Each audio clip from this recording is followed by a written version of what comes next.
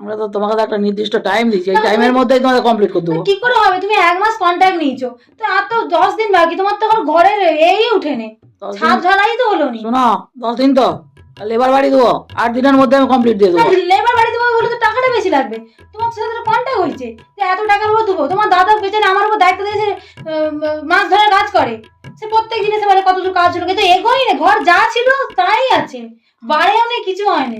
এবার রং করবো কখন, মেঝেতে পাথর বসাবো কখন, সেদিন আমার বিয়ে নির্লজ্জ।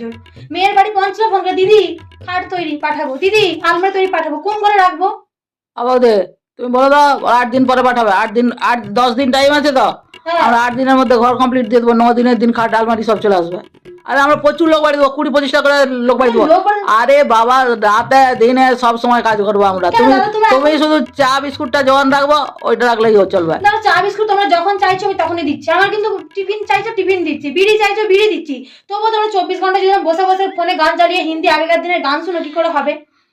এক গার্লফ্রেন্ডের সাথে প্রেমিকার সাথে কথা বলছে, সে বসে সাথে ফোন করে ঝগড়া করছে, তো ঘরটা উঠবে বাবু। বৌদি, সবাইকে নিয়েই তো আমাকে চালাতে হবে না? আমার বাবু তো এটা ব্যবসা, বলো, ওদের সবাইকে নিয়েই আমাকে চলতে হবে। 3 থেকে 8টা থেকে আছে, বিকেল 5টা পর্যন্ত বসেই আছে, 5 মিনিট তো কাজ করে, 50 মিনিট বসে থাকে। ও বৌদি, তুমি ভুল কথা বলছো। তুমি সবসময় আমাদেরকে শুধু উল্টা